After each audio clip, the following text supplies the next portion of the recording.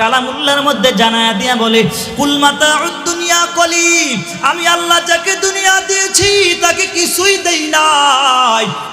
আর আমি আল্লাহ যাকে হিকমত দিয়েছি, ওয়া মান ইউতাল হিকমাতা ফাকাদ উতিয়া খায়রান কাসীরা, আর আমি আল্লাহ যাকে হিকমত দিয়েছি আমি আল্লাহ তাকে সব কিছু দিয়েছি। লোকমানে হাকিমকে আল্লাহ তাআলা ঘুমের স্বপ্ন যুগের মধ্যে আল্লাহ তাকে হিকমত দান করলেন। পরের দিন ঘুম থেকে জাগ্রত হওয়ার পর এত দামি দামি কথা বলছেন, অনেক দূর দূরান্ত থেকে মানুষ তার কাছে আইসা তার মূল্যবান কথাগুলো শুনে এত সুন্দর করে লোকমানে হাকিম কথা বলতেছে, আর মানুষগুলো তার কথাগুলো শুনতেছে, কত ভালো লাগতেছে। একজন লোক এমন একটা জনসমুদ্রের মধ্যে লোকমানে হাকিম একদিন কথা বলতেছেন, উপদেশ দিতেছেন। একজন লোক পেছন থেকে দাঁড়াইয়া বলে, আমি একটা কথা বলতে চাই। সবগুলো তাফসীর ইবনে কাসিরের মধ্যে আছে। একজন লোক পেছনে দাঁড়াইয়া বলতেছে, এ লোকমানে হাকিম, তুমি কি সেই লোকমানে হাকিম না? তুমি যে আমাদের সাথে কাঠ কাটতাম, কাঠ মিস্ত্রির কাজটা, তুমি কি সেই লোকমান না? বলে হ্যাঁ। বলে আজকে তোমার অবস্থা এই পরিমাণ আসলো কেমনি? বলে আল্লাহর দয়া ও ফজলের কারণে এত পরিমাণ আল্লাহ উপরে নিয়ে আসছেন। এই লোকমানে হাকিম তার সন্তানকে কিছু উপদেশ দিয়েছিল, আল্লাহর কাছে এত পরিমাণ ভালো লেগেছে, এই জন্য আল্লাহ তাআলা কোরআনের মধ্যে একটা সূরা নাজিল করলেন, সূরাতুল লোকমান। এই লোকমানে হাকিম তার সন্তানকে কিছু উপদেশ দিয়েছে, অনেকগুলো উপদেশ দিয়েছে। লোকমানে হাকিমের সন্তানের নাম হলো সারান। এই সারান সন্তানকে লোকমানে হাকিম ওই তৎকালীন সময় লোকমানে হাকিমকে হিকমত দেওয়ার পরে তার নাম হয়ে গেল লোকমানে হাকিম। হাকিম মানে ডাক্তার, প্রজ্ঞামান, অনেক জ্ঞানী। এই লোকমানে হাকিম তার সন্তানকে সারানকে কিছু উপদেশ দিয়েছিল। কি উপদেশ দিয়েছে? এক নম্বর, ইয়া বুনাইয়া লা তুশরিক বিল্লাহ। লোকমানে হাকিম তার সন্তানকে নসিহত হিসেবে কিছু উপদেশ দিয়েছিল।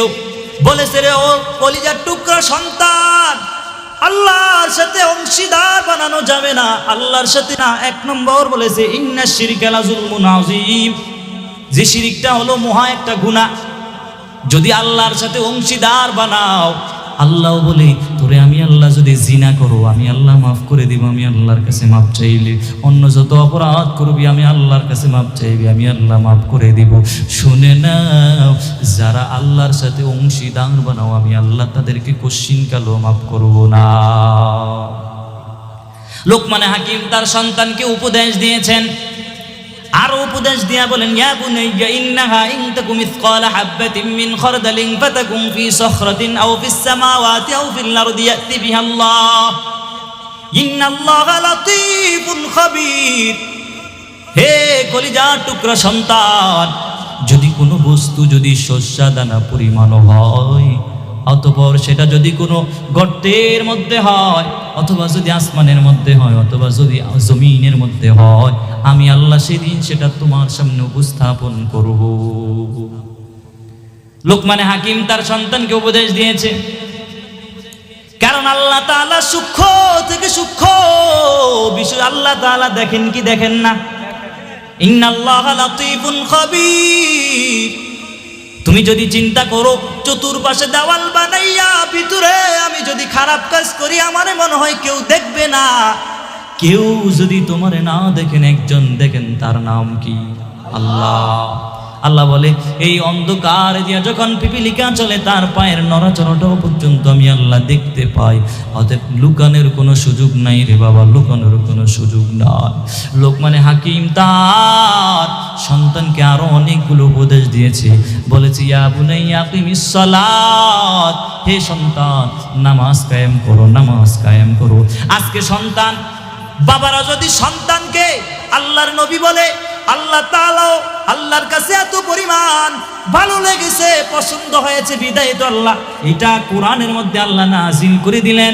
পৃথিবীর মধ্যে যত বাবা আছে, শুনো, তোমরা যারা বাবা হয়েছো, এই কথাগুলো সন্তানের কলবের মধ্যে যদি ঢুকাইয়া দিতে পারো, পৃথিবী থেকে আর দামি কোনো উপদেশ হতে পারে না, এর চেয়ে আর দামি কোনো উপদেশ হতে পারে না। লোকমান হাকিম তার সন্তানকে উপদেশ দিয়েছেন, ইয়া বুনাইয়া কিমিস সালাত, নামাজ কায়েম করো, নামাজ আদায় করো। কিন্তু কত বাবারা নিজেরাই তো নামাজ পড়ে না, সন্তানরে কি এর উপদেশ দিবে? নিজে যদি নামাজ পড়তো তাহলে, যদি বাবা সন্তানরে দিত তাহলে বাবা কথা সন্তানে মানত। আজকে যেদিন নিজে ছোটবেলা থেকে সন্তানরে মসজিদে কোনোদিন নাও নাই, কোনোদিন নামাজের কথা বলো নাই, কাল হাসরের ময়দানে আল্লাহর কাছে কি জবাব দিবেন বাবা? আল্লাহর কাছে কি জবাব দিবেন? লোকমান হাকিম